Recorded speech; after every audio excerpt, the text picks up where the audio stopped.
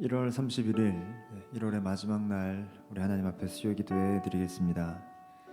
우리 하나님께서 얼마나 좋으신 분이시며 다른 이방 잡신과는 차원이 다른 분이시다라는 것이, 우리는 하나님을 섬긴다라고 하는데 성경은 오히려 주님께서 우리를 섬기러 오셨다라고 말합니다. 우리가 하나님을 좀 섬기겠습니다 라고 하는데 하나님은 내가 너의 짐을 대신 져주겠다라고 하십니다. 이런 분이 어디 계십니까? 우리 이 시간 그 주님을 찬양하면서 그런 주님 너무 사랑하고 감사합니다. 그리고 하나님, 저희 시간 저의 짐 좀 내려놓으러 왔습니다. 우리 그런 고백으로 함께 찬양하겠습니다.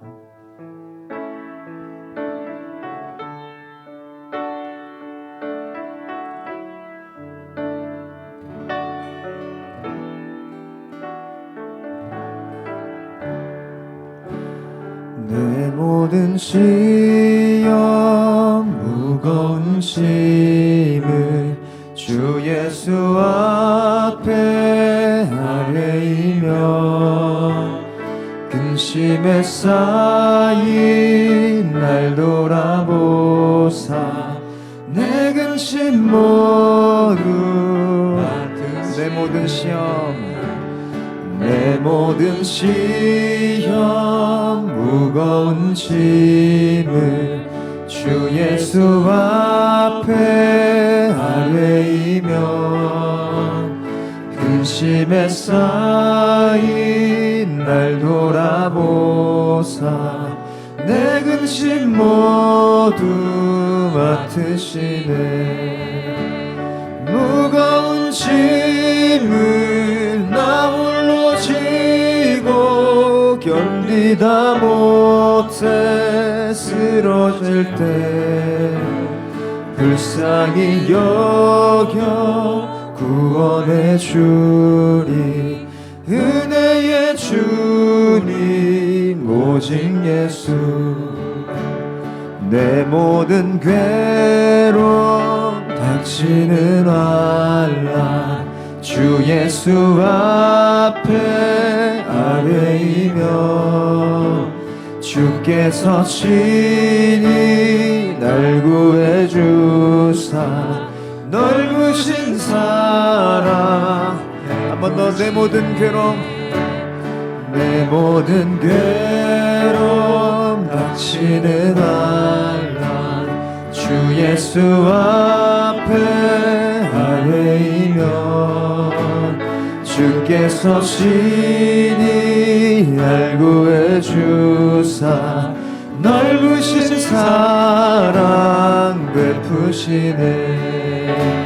무거운 짐을 나 홀로 지고 견디다 못해 쓰러질 때 불쌍히 여겨 구원해 주리 은혜의 주님 오직 예수.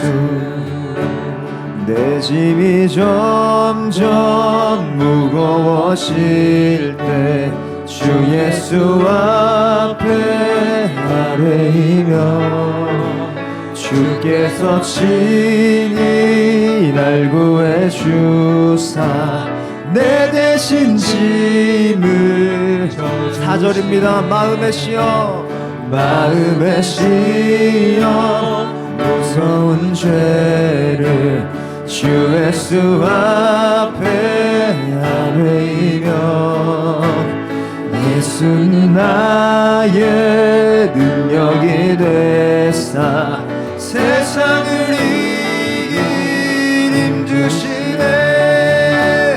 무거운 짐을 나 홀로 지고 견디다 못해 쓰러질 때 불쌍히 여겨 구원해 주리 은혜의 주님 오직 예수.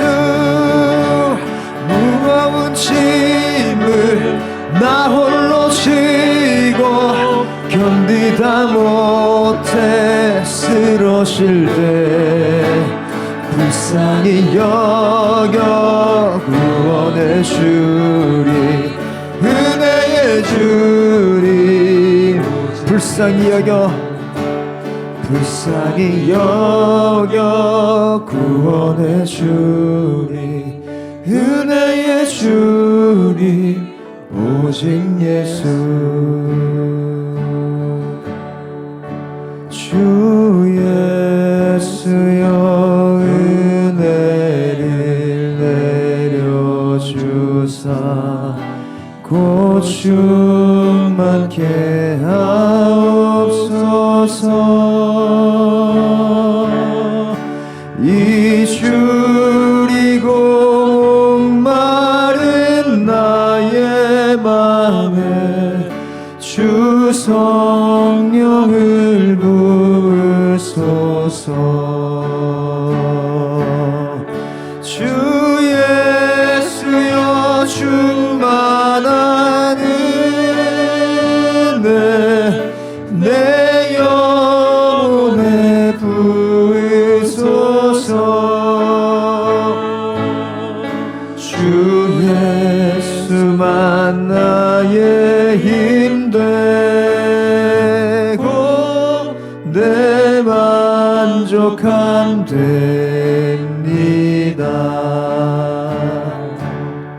주 예수여 죄에서 풀어주사 날 정결케 하옵소서.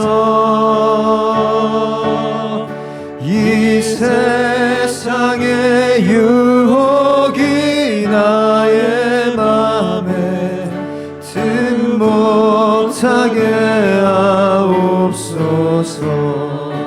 주 예수여 충만한 은혜 내 영혼에 부으소서.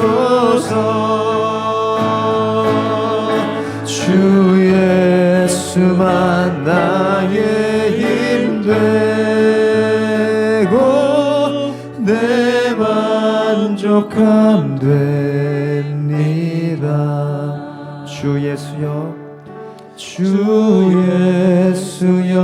완전한 주의 사랑 나 받기를 원합니다. 그 사랑이 내 맘에 충만하여 날 기쁘게 하옵소서. 5절입니다. 내 마음에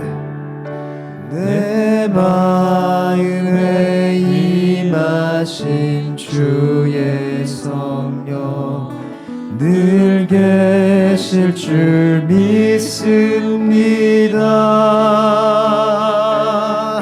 그 은사를 나에게 부어주사 주 섬기게 하옵소서.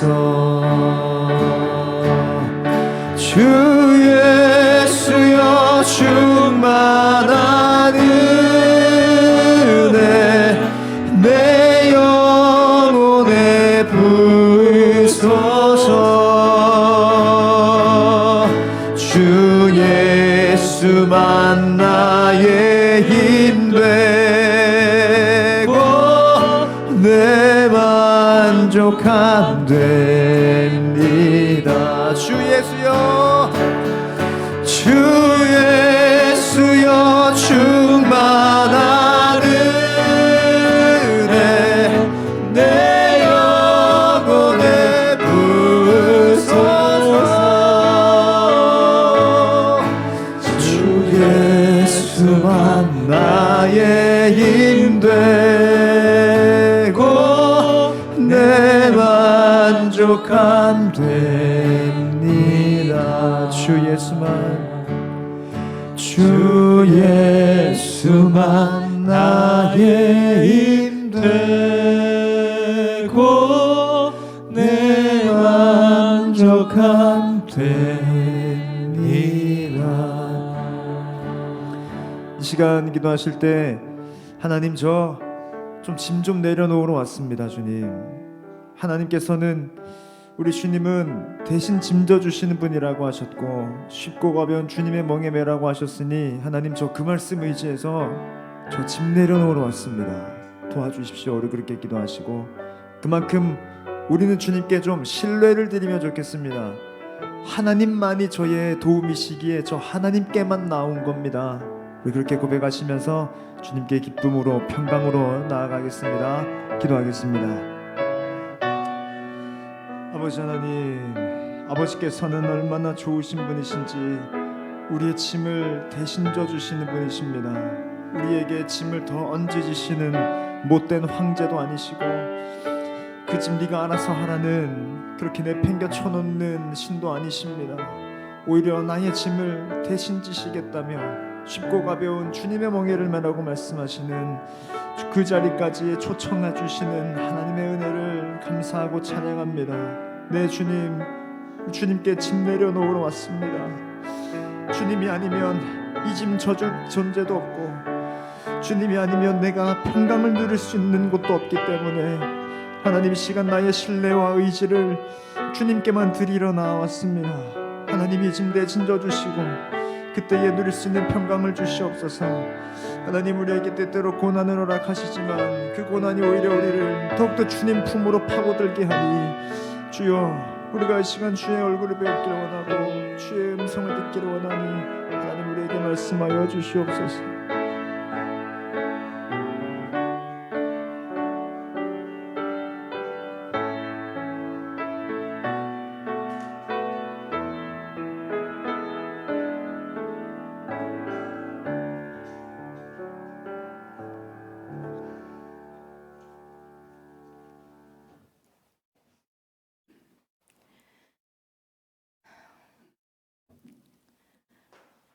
은혜의 하나님 아버지, 매섭던 추위도 이제 거두시고 따스한 날씨를 허락하신 하나님 아버지, 오늘 수요 기도회로 인도하셔서 우리에게 보내주신 그리스도의 크신 사랑을 느낄 수 있게 해주시고 그 큰 사랑으로 죽은 우리의 영혼을 다시 살게 해주시니 참 감사합니다. 자비하신 하나님, 저희를 젖과 꿀이 흐르는 땅으로 인도하시고 하나님께서 명령한 대로 규례와 법도를 준행하라 하셨는데 오늘도 저희는 제 생각이 더 우선이 되고 눈에 보이는 모든 아름다운 것들이 우상이 되어 하나님과의 언약을 잊어버리고 살았습니다. 저희의 죄를 용서하여 주시고 그리스도의 보혈로 깨끗하게 하여 주시옵소서. 올 한 해 드림양산교회가 다음 세대를 세우는 교회가 되기를 원합니다.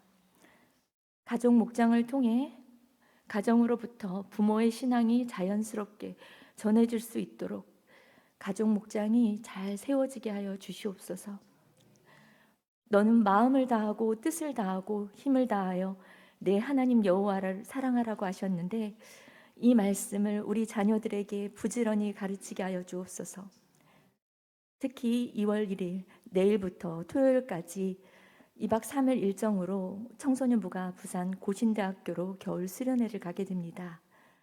많은 아이들이 참여할 수 있게 하여 주시고 먼 길 오가는 길에 안전하게 지켜주시고 그곳에서 일정 동안에 어떠한 안전사고도 없이 잘 다녀오게 하여 주시옵소서. 그곳에서 예배 드릴 때 성령 하나님 함께 하셔서 모든 아이들이 인격적인 하나님을 만나는 시간 되게 하여 주시고 교제를 통해 소외되는 아이들이 없이 마음이 하나 되는 청소년 수련회가 되게 하여 주시옵소서. 강사분과 찬양팀, 교사들 모두 건강하게 하여 주시고 최선으로 맡은 일을 잘 감당할 수 있도록 은혜 내려 주시옵소서. 매주마다 모이는 목장 모임이 있습니다. 시간과 장소는 다르지만 하나님이 주인 되시는 목장 모임이 되게 하여 주시고 성령 하나님이 함께 하셔서 치유와 회복이 있는 목장 모임이 되게 하여 주시옵소서.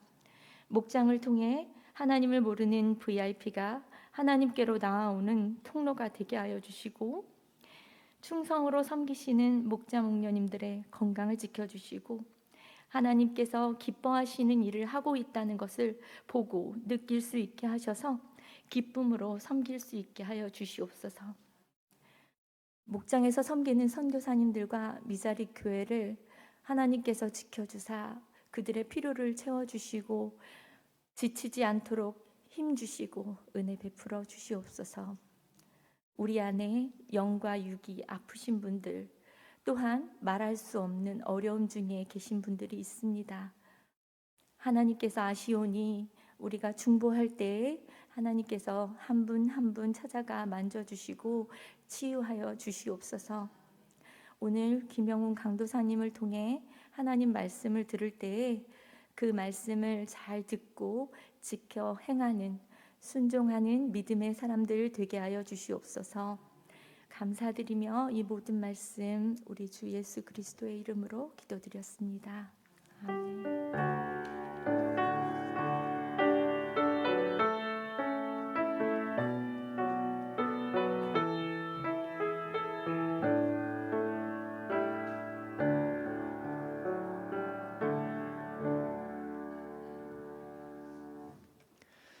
하나님의 말씀은 시편 57편입니다.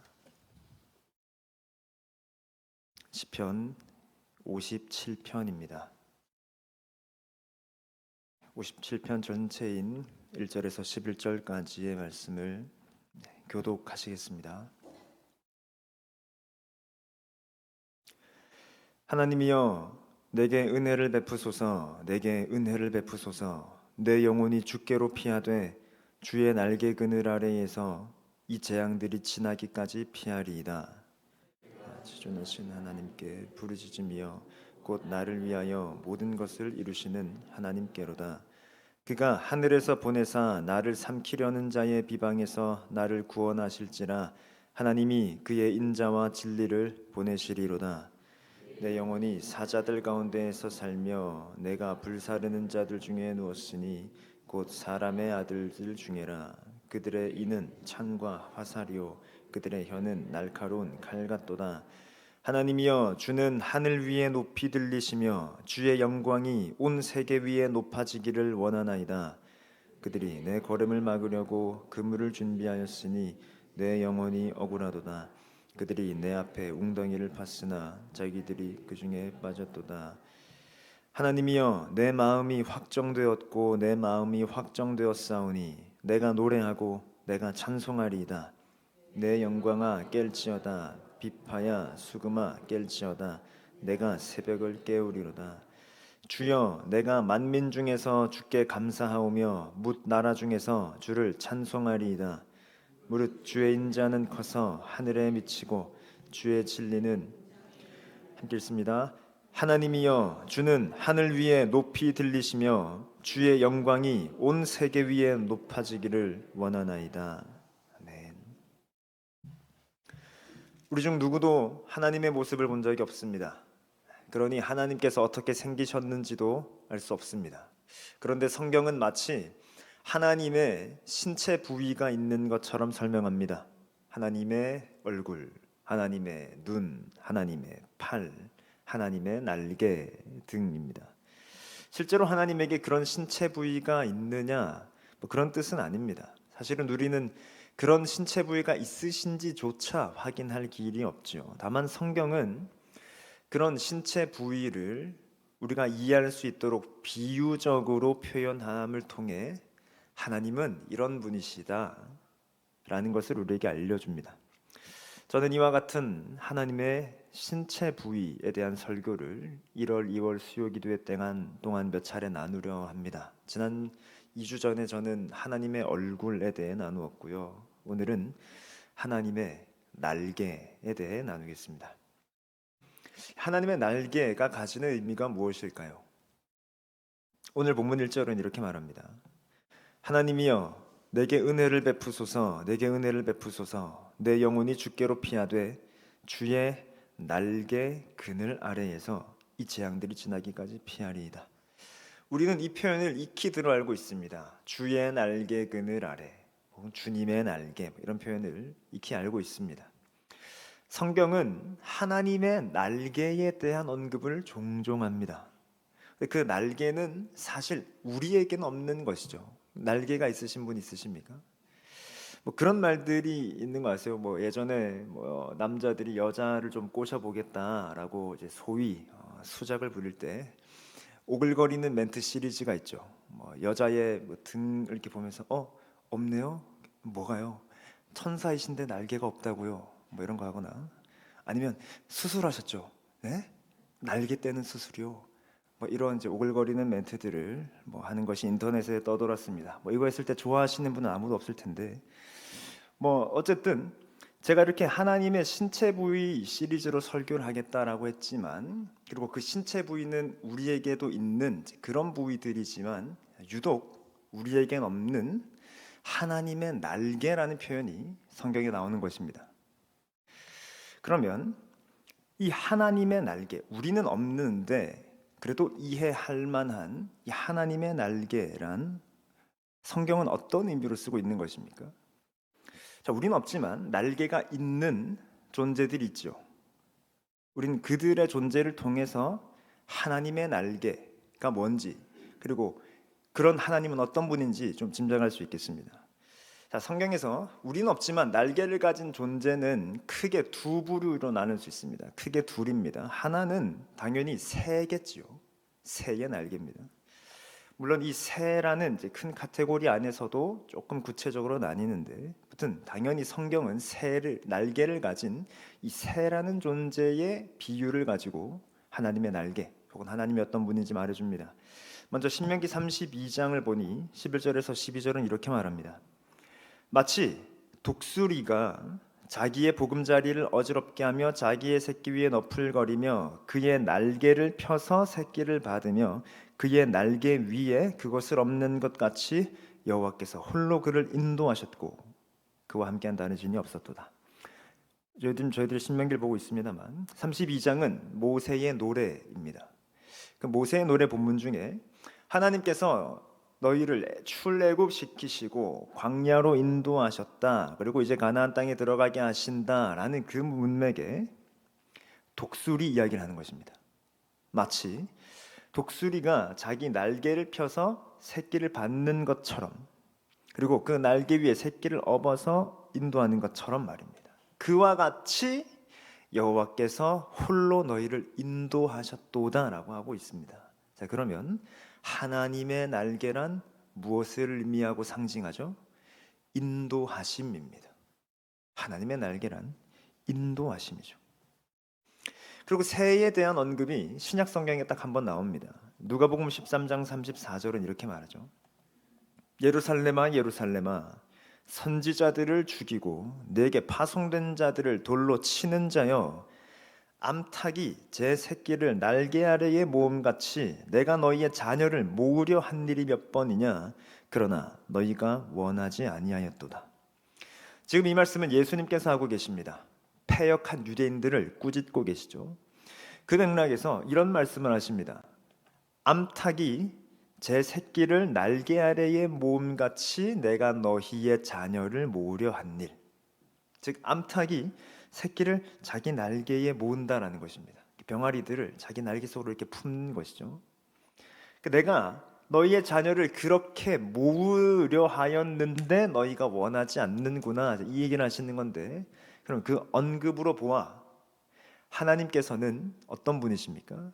날개로 백성들을 모으시는 분이시죠. 즉 하나님의 날개란 어떤 의미냐? 아까 신명기 말씀으로 보았을 때에 인도하심이며, 닭이 지금 이걸 품었으니 보호하심이죠. 그래서 하나님의 날개란 인도하심과 보호하심을 뜻합니다. 그래서 룻기에서 보아스는 룻에게 이런 말을 합니다. 2장 12절에 보니 지금 보아스가 룻에게 하는 말입니다. 여호와께서 네가 행한 일에 보답하시기를 원하며 이스라엘의 하나님 여호와께서 그의 날개 아래에 보호를 받으러 온 내게 온전한 상 주시기를 원하노라 하는지라. 룻이 베들레헴에 왔습니다. 이것은 신앙의 결정이죠. 룻기를 좀 아시는 분들은 아실 것입니다. 다 설명할 수는 없고 신앙의 결정입니다. 룻의 이 신앙의 결정 아래에 그분의 날개 그늘 아래에 은혜를 입기 위해 지금 룻은 밭으로 가서 이삭을 줍는데 그 밭이 보아스의 밭인 거예요. 그러니까 보아스는 룻에게 그 사연을 알고 있으니 네가 그의 날개 그늘 아래에 보호를 받기 위해 왔으니 은혜를 입을 것이다 이렇게 축복해주고 있는 것입니다. 즉 이것으로 보아도 하나님의 날개란 보호하심 그리고 인도하심의 의미가 있는 것을 알 수 있습니다. 제가 성경에서 우리에게는 없는 이 날개를 가진 존재가 크게 두 부류라 했습니다. 지금 제가 방금은 새에 대한 이야기를 했죠. 지금 독수리와 암탉에 대한 이야기를 했는데 이게 성경에 나오는 전부입니다. 그럼 새의 한 부류가 있고 새는 아닌데 또 날개가 있는 부류가 성경에 나오는 것이 있으니 뭐 바퀴벌레나 발은 아니고 그룹입니다. 그룹. 출애굽기 25장은 이렇게 말합니다. 20절에 보니 그룹들은 그 날개를 높이 펴서 그 날개로 속죄소를 덮으며 그 얼굴을 서로 대하여 속죄소를 향하게 하고. 지금 출애굽기 25장인데 출애굽기 25장은 하나님께서 성막 설계도를 지금 주고 계시는 장면이고 지금 저 20절에 있는 문맥은 언약궤를 하나님 지금 설명하고 계신 것입니다. 근데 아까 저기 본문에 속죄소라는 표현이 나왔습니다. 자, 속죄소가 뭘까요? 속죄소는 지금 보시는 그림의 뚜껑을 말합니다. 그러니까 언약궤는 지금 직육면체 모양의 조각목으로 만들었고 순금으로 덮었죠. 이 상자 박스 모양의 뚜껑이 있습니다. 이 뚜껑이 언약궤의 뚜껑이 속죄소입니다. 혹은 시은좌. 옛날 성경에는 시은소라고 됐었죠. 다 같은 말입니다. 이 뚜껑에 지금 하나님께서 뭘 만들라고 하셨냐면 두 그룹을 만들어라라고 하신 것입니다. 그래서 그 그룹이 날개로 이렇게 속죄소 뚜껑을 덮고 있는 두 그룹이 이렇게 덮고 있는 그걸 하나님께서 지금 보여주시고 그렇게 만들라고 하신 것입니다. 이어서 하나님이 무엇이라고 말씀하시면 아까 20절이었는데 21, 22절은 이렇게 말합니다. 자, 속죄소를 궤 위에 얹고 뚜껑이죠. 내가 너에게 줄 증거판 계명이겠죠. 궤 속에 넣어라. 거기서 내가 너와 만나고 속죄소 위, 곧 증거궤 위에 있는 두 그룹 사이에서 내가 이스라엘 자손을 위하여 내게 명령할 모든 일을 내게 이루리라. 자, 그러면 구약 시대 조금 더 한정하면 지금 성막이 있는 시대, 성전이 있는 시대에서 하나님께서는 이스라엘 백성과 어디서 만나며 어디서 말씀하신단 말입니까? 언약궤가 있는 곳에서 만나시고 말씀하시거든요. 그런데 조금 더 구체적으로는 어디서 말씀하십니까? 언약궤 위 뚜껑 그 속죄소의 두 그룹 날개 사이에서 내가 너에게 만나고 명령을 이루겠다라고 하시는 것입니다. 자, 그러면 이 그림은 마치 하나님께서 날개를 달고 계신 듯한 그룹에 쌓여서 날개를 달고 계신 듯한 모습을 지금 하고 있는 것이죠. 즉 성경에서 우리에겐 없지만 날개를 지닌 존재, 즉 그룹, 히브리어는 케루빔이라고 하는데 그 그룹의 날개에 대한 얘기를 지금 하나님께서 하고 계신 것입니다. 근데 구약 성경을 읽다 보면 그룹 혹은 제가 아까 그 수작 멘트로 얘기했던 천사 혹은 하나님의 사자 이런 이야기들이 많이 나옵니다. 우리는 그것을 읽을 때 반드시 놓치지 않아야 하는 것이 무엇이냐면 거기에 하나님이 계시다라는 것입니다. 그러니까 이런 게 아니라는 것입니다. 하나님은 저 멀리 어딘가 하늘에 계시고 천사들을 보내서 심부름시키시는 그런 분이 아니라는 것입니다. 그래서 천사가 와서 하나님께서 편지를 보내셨어요 라는 식이 아니라 하나님은 천군 천사와 동행하십니다. 그것들을 거느리십니다. 그러니 그 계시를 받은 자가 그룹을 보았다, 하나님의 사자를 보았다라는 말은 곧 하나님이 거기 계신단 말입니다. 하나님은 천사만 따로 보내시지 않으세요. 이건 그리스 신화죠. 제우스가 헤르메스를 보내는 그런 게 아니란 말입니다. 천사가 있다? 거기에 반드시 하나님이 계신 것입니다. 그래서 구약 성경에서 그런 것들을 잘 읽다 보면, 문맥을 잘 따라가고 그 어휘들을 잘 보다 보면 거기에 하나님이 계신 건 반드시 알 수 있습니다. 그것에 지금 가시적인 눈에 보이는 상징이 그룹 날개 사이에서 내가 너에게 말하겠다라는 것입니다. 하나님이 좌정하셨고 보좌 위에 좌정하셨고 거기에 그룹이 있는 그 그림인 것입니다. 그러면 아까 이 새의 이미지로 볼 때에 하나님의 날개란 보호하심과 인도하심을 뜻한다 했습니다. 그러면 지금 이 그룹이라는 날개의 이미지를 가지고 왔을 때는 무엇을 상징할까요? 하나님의 임재하심입니다. 즉 하나님의 날개란 세 가지로 말할 수 있습니다. 첫째, 하나님의 보호하심. 둘째, 하나님의 인도하심. 셋째, 하나님의 임재하심. 이것이 하나님의 날개입니다. 더 곁들여서 우리에겐 날개가 없다 그랬습니다. 제가 이 얘기를 왜 했을까요? 새에게도 있고 그룹에게도 있는데, 새는 좀 자치하고 그룹에게 날개가 있다라는 것을 염두에 둘 때에 이 말은즉슨 하나님이란 우리와는 전혀 차원이 다르신 영적인 존재이시다라는 것입니다. 이건 너무 당연한 이야기지만, 그래서 하나님은 날개가 있다라는 것처럼 이야기를 하고 있는 것이죠. 즉 이 하나님의 보호하심, 인도하심, 임재하심은 우리가 생각할 수 있는 수준 이상의 하나님 수준의 보호하심과 인도하심과 임재하심이라는 것이죠. 그래서 하나님의 날개에 대한 이야기를 하고 있는 것입니다. 우리에겐 없는. 자, 그럼 이 이해를 가지고 조금 더 나아가 보겠습니다. 제가 지금 하나님의 날개에 대한 의미를 발견하기 위해 지금 성경의 여러 본문들을 찾았는데요. 지금 제가 여러분들에게 나눠드린 이 본문들이 사실 하나님의 날개에 대한 성경의 거의 모든 본문입니다. 물론 이 날개는 히브리어로 카나프라고 하는데, 이 카나프는 단순히 날개만 뜻하진 않고 예를 들면 옷자락에도 쓰입니다. 그래서 다윗이 사울의 옷자락은 벤다라고 할 때에 그때도 이 단어입니다. 혹은 어떤 옷이 있을 때 이 모퉁이, 옷뿐만이 아니라 어떤 지역의 모퉁이를 뜻할 때도 이 단어를 씁니다. 아무튼 그런 것들을 다 제하고 날개의 의미로만 쓰인 카나프를 살펴보면 제가 지금 추린 것들이 전부 다 가진 의미입니다. 그러니까 거의 다 보여드린 거예요 지금. 그러니까 의외로 많지 않죠. 근데 거의 제가 구약을 인용했습니다. 근데 제가 아까 신약을 딱 한 번 인용했죠. 예수님께서 하신 말씀. 신약에는 딱 5번 나옵니다. 정확하게 날개라고 쓰인 게 정확하게 5번 나옵니다.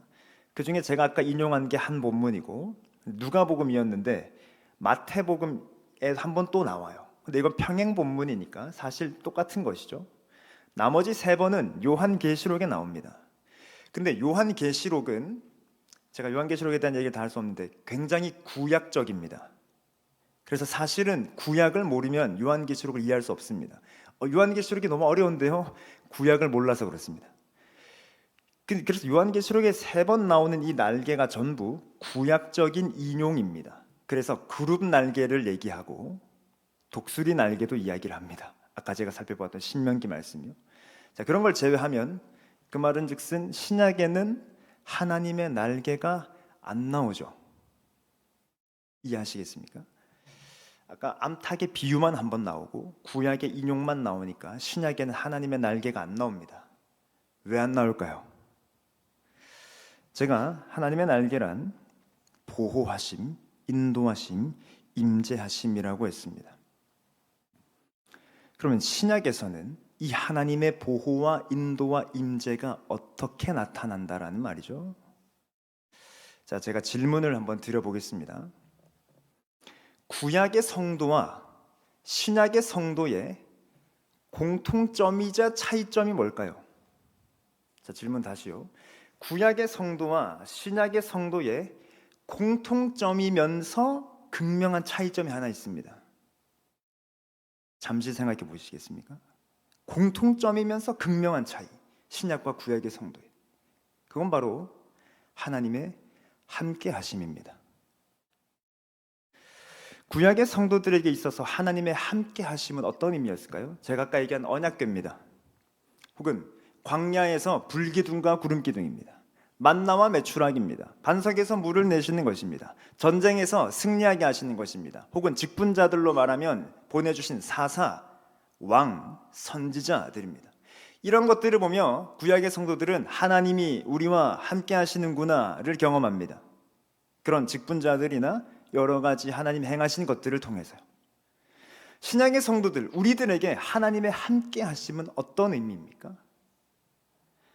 갈라디아서 2장 20절, 내가 그리스도와 함께 십자가에 못 박혔나니 그런즉 이제는 내가 사는 것이 아니요 내 안에 하나님께서 사시는 것이라. 요한복음 15장, 그가 내 안에 내가 그 안에. 그리고 신약에서 많이 쓰는 표현, 그리스도 안에. 그 다음에 성령님이 내 안에 내주하신다. 즉 신약 성도들에게 하나님의 함께 하심이란 하나님과 나의 연합입니다. 하나님과 나의 연합. 내가 주님 안에 있고 주님이 내 안에 있는. 그러니까 구약의 성도들에게 하나님의 함께 하심은 주님이 내가 주님 곁에 있고 주님이 내 곁에 있는 것입니다. 근데 신약의 성도들에게 하나님이 함께 하심이란 내가 주님 안에 있고 주님이 내 안에 있는 것입니다. 유사하지만 공통적이지만 그 무게 중심은 밀도는 완전히 다릅니다. 그런 점에서 구약의 성도들이 하나님의 날개라고 인식할 때에는 주님이 내 곁에서 하나님의 날개로 날 덮어주시는 그 보호하심과 인도하심과 인재하심인데, 이제 신약에서는 굳이 그런 표현을 쓸 필요가 없죠. 주님께서 내 안에 계시기 때문입니다. 그러니 나를 보호하시고 주님이 나와 함께 하시고 주님이 나를 인도하신다라는 것입니다. 임마누엘, 주님이 우리와 함께 하신다. 완전히 의미가 달라진 것입니다. 그러니 이제 신약의 성도들에게 하나님의 날개란 예수 그리스도시며 우리 안에 내주하시는 성령님이시죠. 자, 그럼 이제 한 가지 질문만 더 던지면서 설교의 적용이자 결론을 향해 보겠습니다. 하나님의 날개란 보호, 인도, 임재를 하였습니다. 그 중에서 제가 방금은 신약의 성도와 구약의 성도의 차이를 얘기하면서 하나님의 임재하심이 조금 더 의미가 있다라고 말씀드렸습니다. 물론 보호와 인도에도 좀 영향을 미치지만요. 자, 그러면 이 셋 중에 제가 임재, 함께하심에 대한 이야기를 했으니 보호하심과 인도하심의 깊이를 좀 더 더해보아야 되겠습니다. 저의 질문은 이것입니다. 무엇으로부터의 보호와 인도입니까? 하나님이 우리를 보호하시는 분이시다, 주님은 우리를 인도하시는 분이시다라고 할 때에 우리는 무엇으로부터 보호받아야 하고 어디로 인도되어야 한다라는 말입니까? 자, 이 질문을 조금 더 예리하게 바꾸면 우리에게 있는 진짜 위협은 무엇입니까? 오늘 본문으로 돌아오면 아까 살펴본 1절은 이렇게 말했습니다. 하나님이여 내게 은혜를 베푸소서, 내게 은혜를 베푸소서. 내 영혼이 주께로 피하되, 이젠 좀 더 와닿으시지요. 주의 날개 그늘 아래에서 이 재앙들이 지나기까지 피하리이다. 시편 57편은 다윗의 시라고 표제가 되어 있습니다. 근데 다윗이 지금 언제 이걸 썼다고 말합니까? 다윗의 믹담시, 인도자를 따라 알다스에세 맞춘 노래, 다윗이 사울을 피하여 굴에 있던 때에, 즉 사울을 피해 굴에 있을 때 다윗이 이 시를 썼다라고 표제는 말해줍니다. 좀 더 구체적으로는 사무엘상 22장이 배경이 될 수 있겠다라고 봅니다. 즉 자신의 목숨이 위협을 당하고 있습니다. 그래서 다윗이 간구하죠. 하나님이여 은혜를 베푸소서, 은혜를 베푸소서. 재앙이 지나기까지 제가 주님의 날개 그늘 아래 있습니다가 1절입니다. 자, 그런데 저희들이 다 읽었지만 1절부터 11절까지의 이 시는 총 2개의 연으로 되어 있습니다. 다 시의 연과 행을 아시죠? 크게 두 단락으로 되어 있다는 말입니다. 자르면 1절에서 5절까지 자르고 6절에서 11절까지 자릅니다. 그 기준이 뭐죠? 이 연의 끝에는 반복되는 후렴구가 있습니다. 그게 5절과 17절이죠. 11절이요. 5절과 11절을 같이 읽어보겠습니다. 하나님이여 주는 하늘 위에 높이 들리시며 주의 영광이 온 세계 위에 높아지기를 원하나이다. 자, 이 후렴구를 반복하면서 1절에서 5절, 6절에서 11절이 있습니다. 그러면 제1년인 1절에서 5절은 이런 말입니다. 하나님 저를 도와주십시오. 그리고 은혜를 베풀어 주십시오. 나의 대적이 나를 해하려 합니다.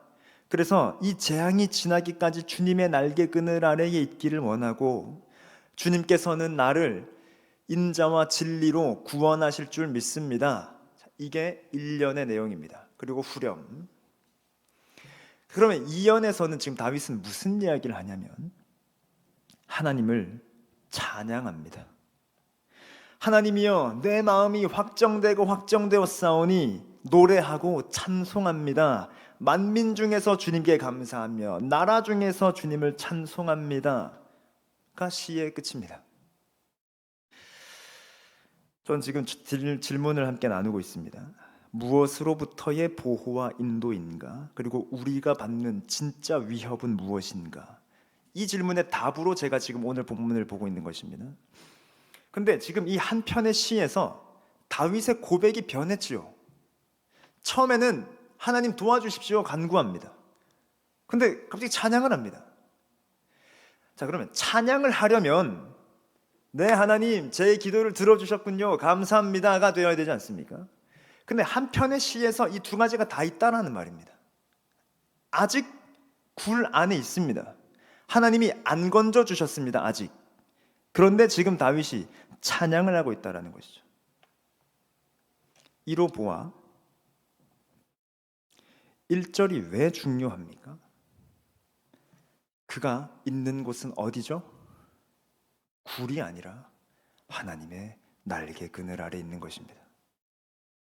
그러니까 이 상황에 대한 인간적인 그리고 연약한 자의 간구로서 하나님이여 내가 지금 주님께 피했습니다 도와주십시오라고 하지만 이미 내가 있는 곳은 하나님의 날개 그늘 아래기에 당연히 찬양할 수 있죠. 그냥 내가 하나님 저 이 굴에 있는데 저 좀 살려주세요 라는 것이었으면 꺼내줘야 찬양을 하지만 그게 아니란 말입니다. 자, 이로 보아 우리가 당면한 진짜 위협은 무엇이며 우리는 무엇으로부터 보호와 인도를 받아야 하는 것이냐면 믿음 없음의 위협을 받고 있는 것입니다. 그러니 우리가 진짜 두려워해야 하고 진짜 신경 써야 하고 그래서 기도해야 하고 그래서 지켜주십시오 인도해 주십시오라고 하는 제목은 믿음 없음이라는 것입니다. 그게 문제라는 거예요. 반대로 하나님은 우리의 무엇을 보호하시며 어디로 인도하십니까? 믿음으로 인도하시고 믿음을 우리에게 주시는 분이시다라는 것입니다. 지금 다윗은 사울과 싸우고 있는 게 아닙니다. 진짜 싸움은 사울과의 싸움이 아닙니다. 이 상황 가운데 하나님을 믿느냐 그렇지 않느냐의 싸움입니다. 사울을 보느냐 하나님을 보느냐의 싸움인 것이죠. 즉 믿음의 싸움입니다. 자칫 이 시를 잘못 이해하면 우리의 대적이 사울인 줄 압니다. 근데 우리에게 구체적으로 이 대적은 사울이 아니라 사탄일 텐데 저는 지금 이것이 우리의 위협이라고 하지 않았습니다. 사탄은 아무것도 아닙니다. 사탄이 두렵습니까? 우리가 두려워해야 할 건, 믿는 자들이 두려워해야 될 건 사탄이 아니라 사탄을 두려워하는 것을 두려워해야 됩니다. 그게 문제입니다. 요한일서는 믿는 자를 악한 자가 만지지도 못한다고 합니다. 제가 이 구절 너무 좋아하는데요. 이미 그 말씀 한 구절로 인해 우리는 사탄이 아무것도 아니며 두려워해야 될 존재가 아니라는 것을 믿음으로 받게 됩니다. 그러면 이제부터 우리의 믿음의 싸움이란 내가 그 사탄을 어떻게 인식하느냐, 더 정확하게 하나님은 어떤 분으로 인식하느냐 이 문제입니다. 우리는 하나님에 대해서 자칫 오해하여 지금 하나님이랑 사탄이랑 막 팔씨름하면서 힘겨루게 하면서 때때로는 내 쪽으로 더 기우시고 때때로는 사탄 쪽으로 더 기우시고. 그래서 옛날에 막 그 선택할 때 여기에 천사가 나와가지고 너 그렇게 해야지, 사탄이 나가지고 너 그렇게 하면, 이 싸움을 지금 우리가 싸우는 걸로 착각한단 말입니다. 아닙니다. 영적 싸움은 그런 게 아닙니다. 제가 어려서 믿음이 없어서 그런지 모르겠으나 저는 그렇게 생각하지 않습니다. 영적 싸움을. 사탄이 뭔데요? 그까짓 게 뭔데 감히 하나님의 백성의 손을 댄단 말입니까? 그까짓 게 뭔데 하나님의 교회를 무너뜨린단 말입니까? 그럴 수 없습니다. 하나님의 강하심이 얼마나 강한 줄 알면 하나님의 손으로 붙들고 계시는 이 백성과 교회를 누구도 무너뜨릴 수 없습니다. 사탄이 뭔데요? 그도 하나님의 피조물입니다. 욥기를 봤지 않습니까? 하나님의 허락이 있으면 없으면 꼼짝도 못합니다. 근데 우린 이 하나님에 대한 개념도 흔들리고 사탄에 대한 개념도 흔들리니까 이 싸움이라고 생각하는 것입니다. 아닙니다. 아닙니다. 성경은 사탄이 얼마나 영악한지 말해주지 않죠. 사탄에 대해서, 성경에 대해서 많이 들어보셨습니까? 성경은 그럴 필요가 없는 것입니다. 성경은 사탄이 얼마나 영악한 존재, 그래서 너 조심해야 돼 라고 하지 않고 하나님이 어떤 분이신지를 알려주면서 우리에게 엄중하게 경고하는 것은 믿음 위에 서 있는가 확인하라, 그리스도 안에 서 있는가 확증하라 라고 하는 것입니다. 이게 초점이죠. 그러니 우리의 진짜 문제와 우리가 늘 당면한 위협은 믿음 없음입니다. 그래서 하나님은 믿는 자를 믿음으로 보호하시고 믿음으로 인도하시는 것입니다. 더 구체적으로 우리는 고난을 당하죠. 시련을 겪습니다. 가장 예민하면서 흔한 예시는 돈과 건강이겠죠. 돈이 없어졌습니다. 건강을 잃었습니다. 그러면 하나님께 기도하면 되겠죠. 그럼 우린 무엇이라고 기도하면 좋을까요? 더 중요한 문제, 왜 하나님께 기도하고 있습니까? 하나님이 소위 기도빨이 제일 센 신이어서 내가 돈이 없고 건강을 잃었을 때 하나님께 기도하는 것입니까? 실제로 인도에 가면, 인도는 신이 너무 많지 않습니까? 제가 그런 이야기를 들은 적이 있습니다. 예를 들어서 그 나라는 자녀가 없는 것이 문제니까 임신을 해달라고 뱀의 신의 동상을 집에다 갖다 놓고 막 기도를 합니다. 근데 애가 안 생겨요. 이 신의 이 기도빨이 잘 안 받는가 해서 코끼리 신 동상을 해놓고 기도를 했는데 애가 생겼습니다. 그러면 이 뱀의 신을 치우고 얘를 섬기는 거예요. 그러다가 우리 집에 경제적인 문제가 생겼습니다. 그래서 이제 이 신이 있으니까 여기에 또 기도를 합니다. 근데 또 이게 해결이 잘 안 돼요. 그리고 무슨 또 다른 신을 여기다 갖다 동상에다 놓고 또 이렇게 기도를 해봤는데 그러니까 뭔가 들어줘요. 그럼 또 얘를 또 치웁니다. 그렇게 해서 동상이 계속 바뀌는 거예요. 그러니까 누가 내 기도를 들어주느냐가 신앙입니다. 근데 우리의 신앙이 그런 건가요? 그렇지 않지 않습니까? 그러니까 왜 우리는 하나님께 기도하냐 이 말입니다. 하나님이 기도빨이 제일 센 신이어서 그런가요? 아닙니다. 그런 게 아니잖아요. 우리의 문제란 지금 하나님 나 돈 없으니까 돈 주십시오, 건강 잃었으니까 건강 주십시오, 이게 기도가 아니라 하나님의 보호하심과 인도하심과 임재하심을 그냥 누리고자 하는 게 기도이기 때문에 기도하러 하나님께 가는 것입니다. 그 신이 달라고 하면 주는 신이니까, 대출이 제일 잘 되는 신이니까, 제일 유능한 의사니까 이런 게 아니란 말입니다. 그분이 그러지 않아도 나는 하나님이 아니면 안 되기 때문에 기도하는 것이죠. 그러니 우리의 고난 가운데 마지막으로 하나님이 우리를 다 보호하시고 인도하시고 임재하십니다. 그럼 우리 왜 고난을 겪죠? 하나님께서 날개로 보호하시는 게 조금 100%였다가 70%였다가 이래서 우리가 고난을 겪습니까? 하나님의 날개는 한 번도 우리를 벗어주신 적이 없습니다. 항상 100% 보호하심이니까 고난도 하나님의 보호하심 아래 있죠. 그러니까 지금 하나님의 날개를 떠나가지고 우리가 어디 가고 있는 게 아닙니다. 철저한 하나님의 보호하심과 인도하심과 임재하심 하에 고난으로 가고 있다면 하나님이 무언가 지금 알려주고 계신 것이죠. 너 믿음이 없잖아. 지금 믿음이 필요한 거야. 그 보호와 인도와 임재, 그걸 하나님께서 알려주시는 것입니다. 그래서 어거스틴 고백록에서 이런 말을 하죠. 주님은 우리를 가르치시기 위하여 우리에게 슬픔과 괴로움을 주시고 우리를 고치시기 위하여 우리에게 상처를 주시며 우리가 주님을 떠나서 죽는 일이 일어나지 않게 하기 위하여 우리를 죽이시는 분이십니다. 감당할 시험만 주신다라는 게 이런 것입니다. 주의 보호하심이, 주의 인도하심이 100%로 항상 있기 때문에 당연히 감당할 시험만 주시죠. 이것 자체가 하나님의 날개가 벗겨진 것이 아니기 때문입니다. 말씀을 맺습니다.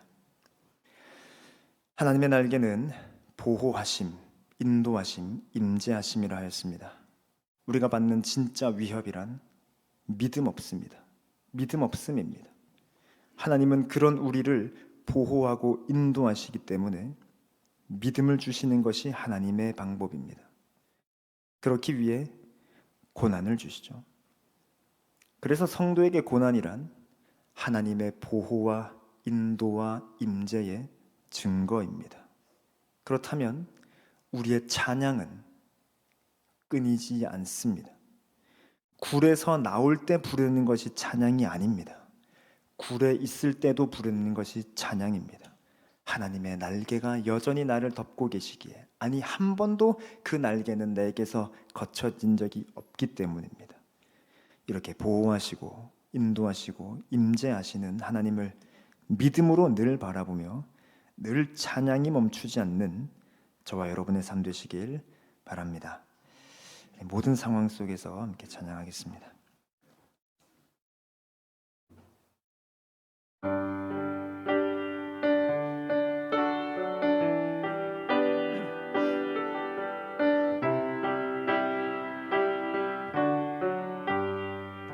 모든 상황 속에서, 모든 상황 속에서 주를 찬양할지라. 주는 너의 큰 상급, 큰 도움이시라.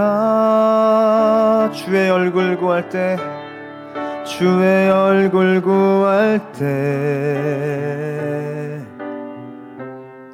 주의 영을 부으사 크신 사랑 안에서 주를 보게 하소서.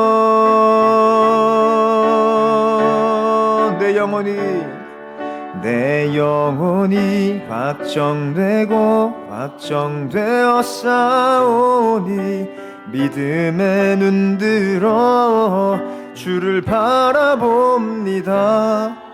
내 영혼이 확정되어 싸우니 믿음에 눈들어 주를 바라봅니다.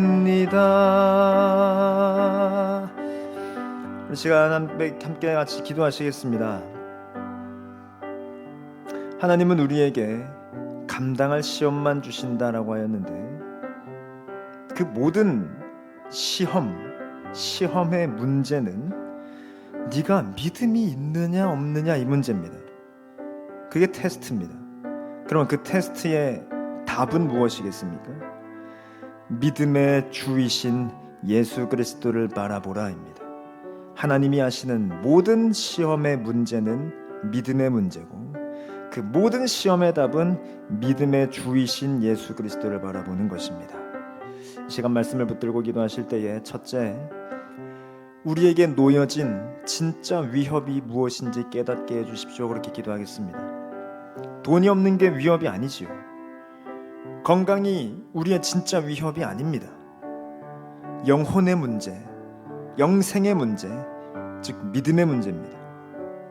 이게 우리에게 진짜 위협이라고 깨달을 수 있도록 내게 계시의 영, 지혜의 영으로 깨닫게 해주십시오 기도하시고, 두 번째, 그러면 당연히 하나님만을 의지하고 신뢰하는 믿음 주십시오. 그렇게 기도해야 되겠지요.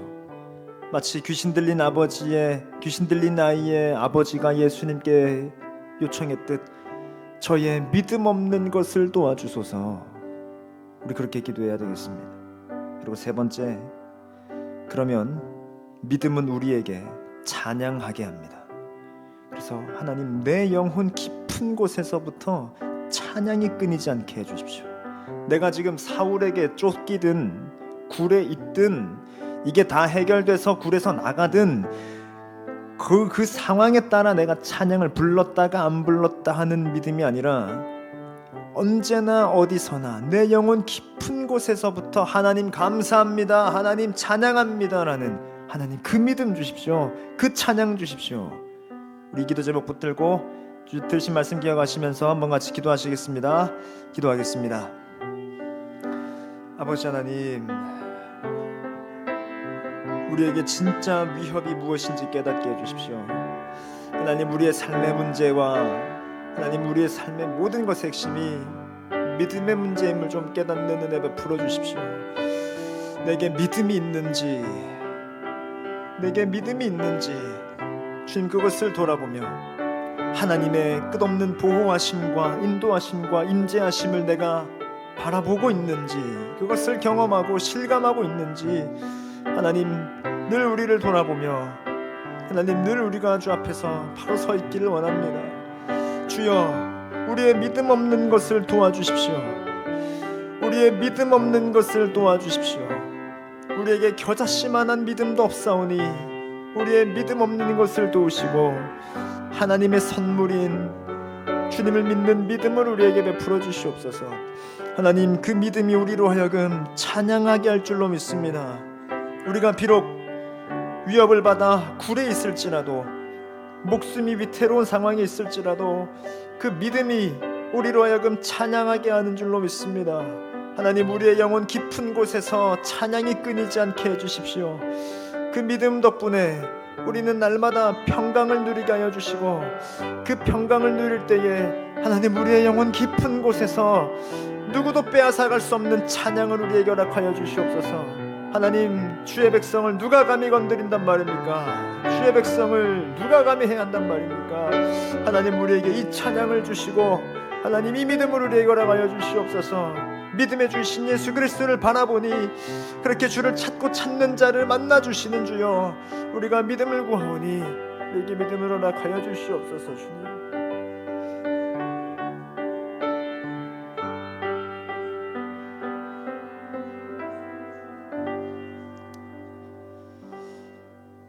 하나님 아버지, 우리와 함께 하시는 주님, 우리의 곁에 계시는 것을 넘어 우리 안에, 그리고 우리가 주님 안에 있으니 하나님이 놀라운 함께 하심의 신비를 찬양합니다.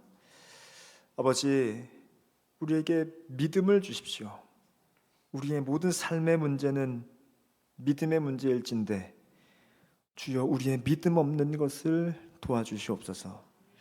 우리에게 믿음을 주셔서 혹 우리의 상황은 목숨이 위태롭고 무언가가 빼앗겼고 무언가를 잃었어도 찬양이 끊이지 않게 해주십시오. 우리에게 믿음을 주셔서 우리의 영혼 깊은 곳에서부터 찬양이 끊이지 않게 하여 주시옵소서. 하나님, 주께서 우리와 함께 하시고 주의 날개 그늘 아래 우리가 있는데 감히 누가 하나님의 자녀를, 주의 교회를 건든단 말입니까?